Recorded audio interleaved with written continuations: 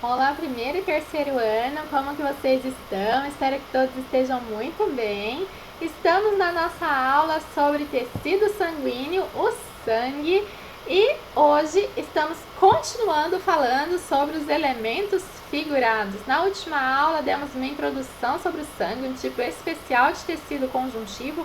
Já falamos sobre o plasma sanguíneo, a matriz extracelular, sua composição, e também sobre o primeiro elemento figurado, as hemácias, também conhecidas como eritrócitos ou então glóbulos vermelhos. Se você é do primeiro ano, pega aí o seu livro 4 de Biologia, capítulo 12, página 2. E se você é do terceiro ano, pega aí seu livro 360 de Biologia, capítulo 22.3, página 732. Hoje, então, a gente vai falar sobre o nosso próximo elemento figurado, os leucócitos. Os leucócitos também são conhecidos como glóbulos brancos.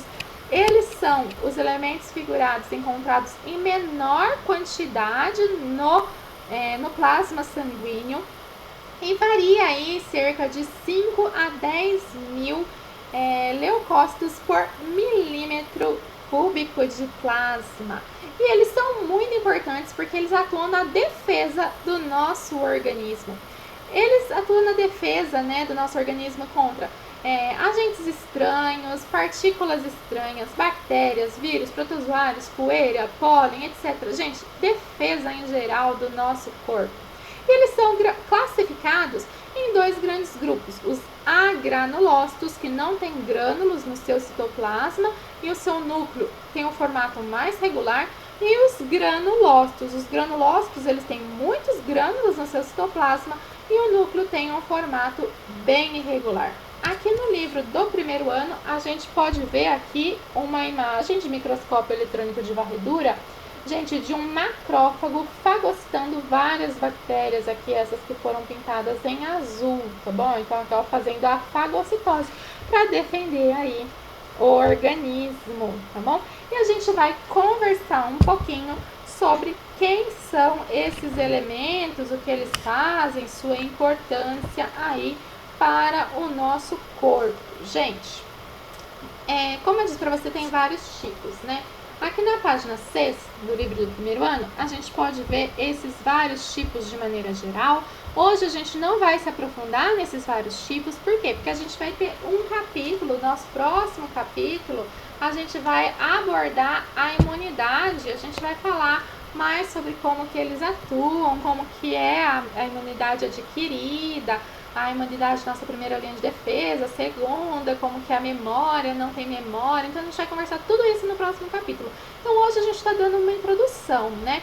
Então o primeiro tipo que a gente tem são os basófilos. Os basófilos, eles secretam dois componentes que talvez vocês já tenham ouvido falar aí, heparina e histamina, né? Às vezes fala assim, vou tomar um antihistamínico para alergia, né? Então, heparina e histamina são dois componentes, são grânulos que tem no interior esses dois componentes, que servem para reações alérgicas, elas intensificam a resposta inflamatória. A gente tem também os eosinófilos, que também atuam nas reações alérgicas e também atuam contra certos tipos de vermes que às vezes nos infectam.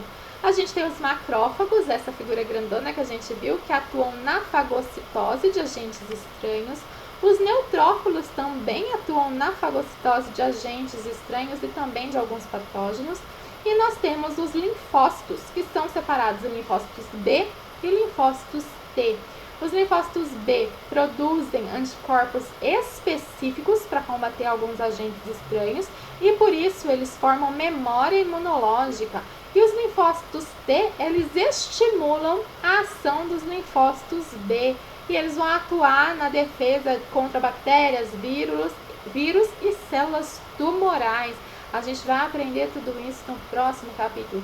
Gente, e é muito legal ver que os neutrófilos e os monócitos, eles têm uma propriedade muito interessante chamada diapedese. Eles conseguem atravessar a parede de capilares sanguíneos e ficar no tecido conjuntivo. Quando a gente aprendeu a epiderme, a gente viu quando a gente aprendeu a pele, a gente viu que tinha a epiderme e a derme. A derme, tecido conjuntivo, a gente viu que ali no meio da derme tinham células de defesa do corpo. Como que elas chegaram lá?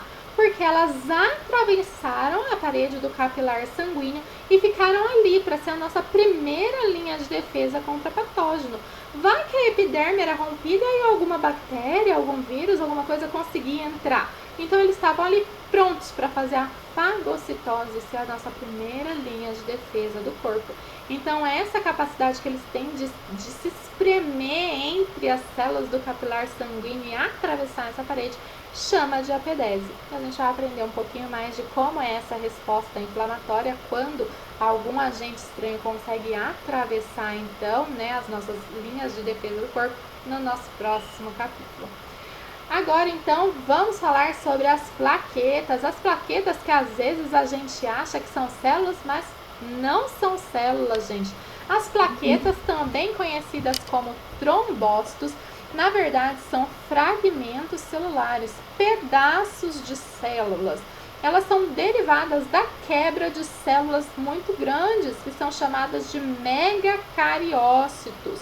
E elas têm uma quantidade aí no nosso sangue variando aí de 150 a 400 mil plaquetas por milímetro cúbico de plasma. E elas são responsáveis, então, por participarem da coagulação do nosso sangue, a coagulação sanguínea. No seu interior, elas têm grânulos com substâncias. E essas substâncias são essenciais para iniciar a cascata da coagulação sanguínea. A gente chama cascata de coagulação sanguínea porque são várias reações que acontecem para, no fim, a gente ter a coagulação sanguínea. A gente sabe que quando o sangue extravasa dos vasos sanguíneos, quando o vaso sanguíneo se rompe e o sangue sai dos vasos sanguíneos, a gente chama isso de hemorragia. E daí, então, não pode, ter a hemorragia, a gente precisa conter a hemorragia. E as plaquetas que vão atuar na contenção dessa hemorragia. E a gente chama o conjunto de todos esses processos para conter a hemorragia de hemostasia, então, a parada da saída desse sangue dos vasos sanguíneos. A gente tem a fase vascular, que quando um vaso sanguíneo se rompe, os próprios músculos do vaso sanguíneo, os músculos ao redor desse vaso sanguíneo se contraem para tentar fazer com que aquele buraco, aquele rompimento fique menor. Às vezes, dependendo do tamanho do rompimento, só isso já resolve. Mas, gente, muitas das vezes só isso não resolve. Então, vai começar a fase plaquetária, com a participação das plaquetas. E é isso que a gente vai estudar agora. Então, se você é do terceiro ano, pega o seu livro, página 737 e acompanhe aqui toda essa cascata e veja aqui, olha que lindo, o coágulo já formado. Se você é do primeiro ano, pegue o seu livro, página 7 e acompanhe aqui, toda a cascata. Veja aqui, como que é as plaquetas sobre uma gaze cirúrgica aqui, então elas estão agrupadas aqui também, coloridas artificialmente, lógico, mas todas as plaquetas agrupadas aqui. Então, como que funciona, gente? Primeiro, tem que ter o rompimento do vaso sanguíneo. Quando esse vaso sanguíneo é rompido, o vaso sanguíneo ele libera substâncias, avisa, gente, rompeu aqui, Põe assim os avisos, rompeu, precisa, estancar essa hemorragia. Essas substâncias que são liberadas atraem as plaquetas. E as plaquetas elas vão grudando na borda desse rompimento e se aderindo umas às outras, formando o que a gente chama de tampão plaquetário. É como se fosse uma rolha de plaquetas. Elas grudam uma nas outras, aderem uma nas outras e aderem na borda deste rompimento. Essa é a primeira etapa, então, vai formar o tampão plaquetário. Ok? As plaquetas, então, vão produzir tromboplastina, tá? Primeira substância que as plaquetas vão produzir, elas vão produzir, então, a tromboplastina.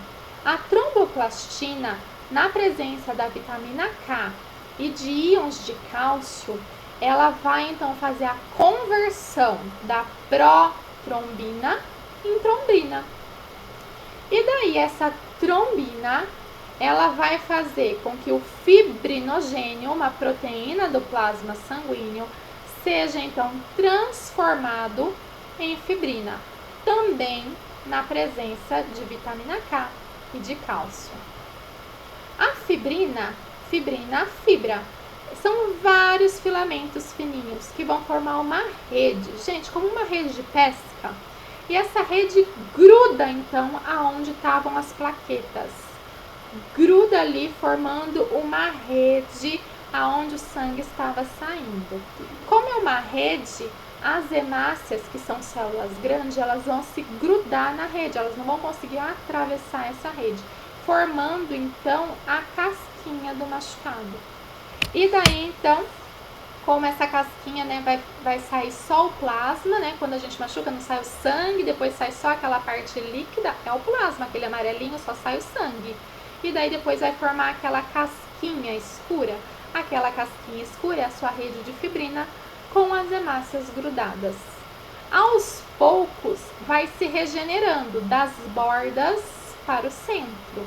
Então o tecido vai se regenerando das bordas para o centro, por isso que a sua casquinha vai se soltando da borda para o centro. E daí então, quando está completamente regenerado embaixo, a sua casquinha se solta. Então aqui no livro do terceiro ano está mostrando isso, ó, a rede de fibrina em amarelo e as hemácias aqui, ó, todas grudadas na rede de fibrina, porque as hemácias não conseguem passar e forma esse tampão. Então vamos lá de novo, né, porque eu sei que é difícil. Rompeu o vaso sanguíneo, libera substâncias que atraem então as plaquetas. As plaquetas grudam uma nas outras e formam um tampão, uma rolha. E daí elas iniciam a cascata. Como que é essa cascata? A tromboplastina faz com que a protrombina vire trombina. E daí a trombina vai fazer com que o fibrinogênio vire fibrina. E daí vira uma rede onde as hemácias se grudam e não deixa mais, então, passar o sangue, tá bom? Tudo isso para ocorrer tem que ocorrer na presença da vitamina K e de íons de cálcio. E daí, se a pessoa tiver deficiência em qualquer um desses fatores de coagulação, porque como são vários, a gente chama de fatores de coagulação. Então, se a pessoa tiver problema em qualquer um desses fatores de coagulação, ela vai ter, então, uma deficiência na coagulação sanguínea, tá bom?